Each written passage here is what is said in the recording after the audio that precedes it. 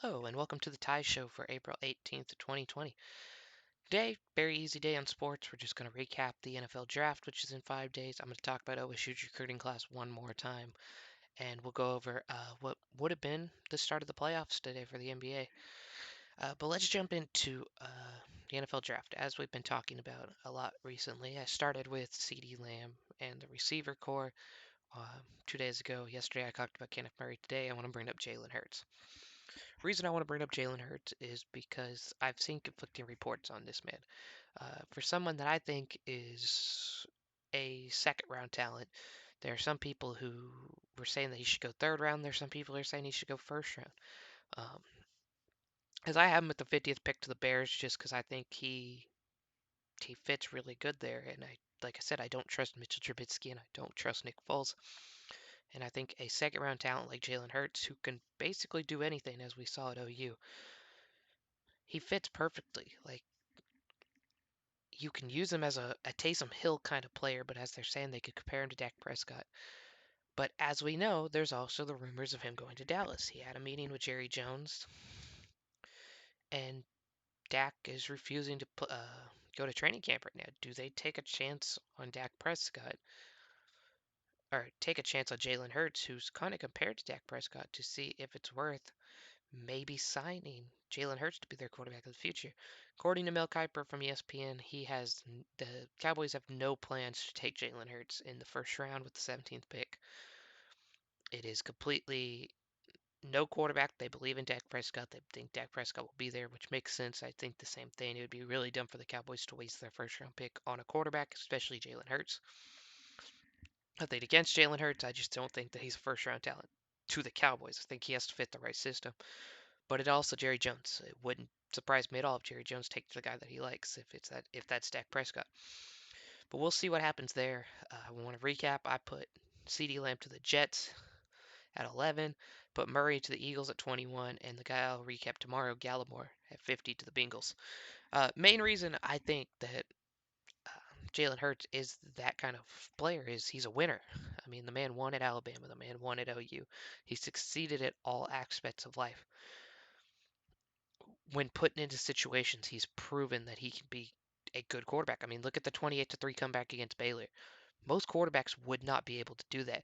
He stood in there, he came back, led that comeback, and got the win. He almost pulled the comeback against K-State, which was even more crazy because that was all happened in the fourth quarter. I mean, other than the onside kick, they would have won that game at K-State too. It's crazy to think that this guy went to Alabama his freshman year and succeeded as good as he did, to then get benched because of one bad half and have to transfer because he's never going to play again. I mean, he went from national champion, leading them to the SEC championship, going to the national championship game, getting benched because he played one bad half, to losing his starting job because of that one bad half, to then saving that team in the SEC championship game again, but they still wouldn't play him. So he transfers to OU, leads that team to a Big 12 championship, goes to the playoff again, where he loses to the number one quarterback in this draft. I don't see why no one believes in Jalen Hurts. This man has proven that he can win, and there's no doubt about that. But let's move on to Mike Boynton and his number 4 recruiting class at Oklahoma State for 2020, which is just crazy. It went to number 4 after landing 2 more 4-star recruits last week who will join 5-star Cade Cunningham, the number 2 overall prospect, the number 1 overall shooting guard. Uh, this man is going to be quite a treat for the Cowboy fans next year. His coach today compared him to Trey Young, what Trey Young did to that OU team. When the OU team the season before had lost 20 games, they come back. OU was ranked number 4 in the country at one point, made the NCAA tournament. I mean, Trey Young kind of fell off in the final month while he was here in Norman, to the point where I thought he should have returned for one more season, but clearly, man's doing perfectly fine in the NBA, and I have no desire to hold him back on his opinion because I like Trey Young a lot. I think that he's working out really good in the NBA. But Cade Cunningham, I would be shocked if he's not a one and done. But him, 6'6", 215-pound shooting guard. From Florida, he did play for the Team USA FIBA Under 19 team, where he played 23.5 minutes a game, averaging 11.7 points and shooting 40% from the field, and one gold. I mean, what much? What else is there to say? I mean, he's joined by Rondell Walker from Putnam City West, 6'2", 160-pound point guard. He's also a 5-star with a couple of other 4 and 3s mixed in there. They have the number 1 recruiting class in the Big 12. They have the number 4 recruiting class in the nation. I I don't know what to say about the Cowboys. I think that they're going to be really good next year because of this, and I could see him being a lot like Trae Young. I think OSU is going to get their run. They're probably going to be ranked in the top 25. They're probably going to make the tournament next year. He also compared him to Buddy Hield. I don't like that call because Buddy didn't do anything as a freshman. Buddy didn't turn into the player that he did till his senior year. And then he also compared his team to the Thunder.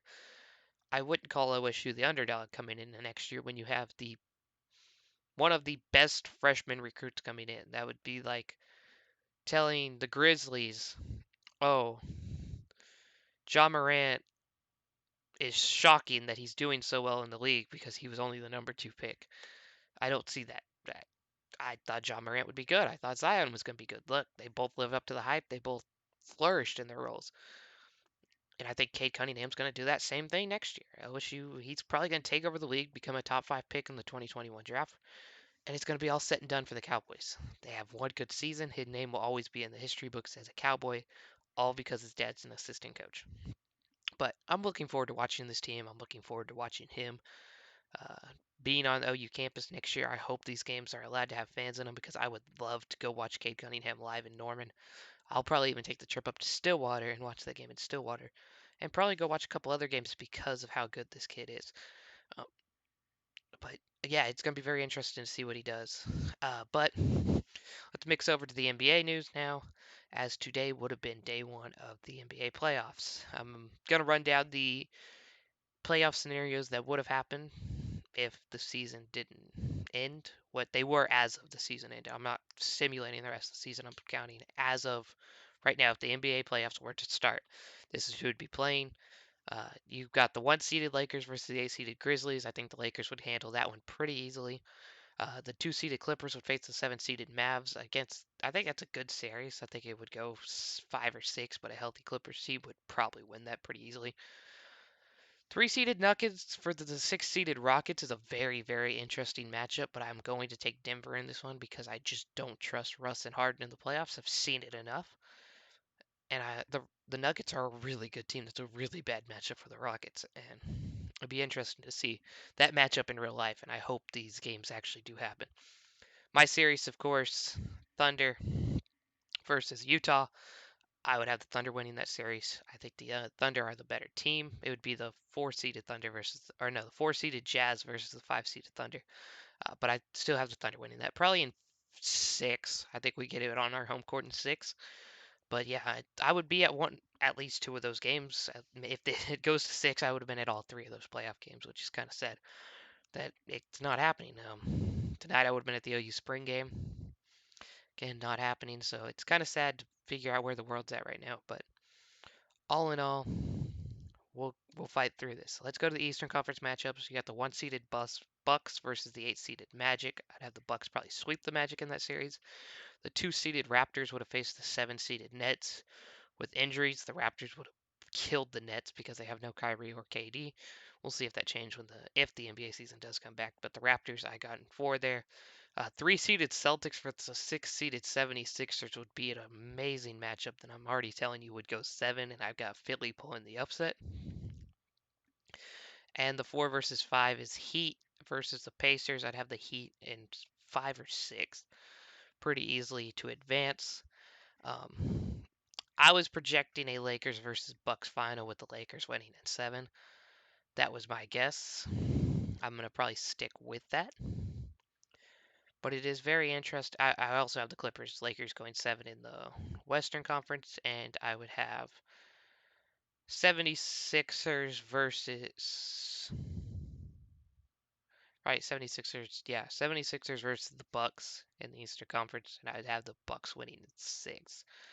Um, But yeah, if you do need an NBA fix, I'm telling you all right now, tune into The Last Dance on ESPN tomorrow, which will recap Michael Jordan's 1997 season. It's a 10-part series. The first two episodes air tomorrow night at 8 o'clock Central Time. So 9 o'clock on the East Coast and be that 6 o'clock on the West Coast. But yeah, make sure you turn into that. From what I've heard from the critics, this is something that you're going to want to watch and something that a lot of people at ESPN have been hyping up as maybe the best documentary they've ever done. So if you have any interest in basketball at all, sit down and watch this Michael Jordan documentary because it's going to be amazing. But I'll probably at least talk about the first two episodes tomorrow night on my episode or on my show. But thank you all for tuning in tonight. Again, keep safe, keep healthy. Don't want anyone out there risking something that they shouldn't do. But please like and subscribe. Comment if you want to talk about anything sports related. If you want me to bring up a certain subject, please send it in the comments. But appreciate you guys. Peace out.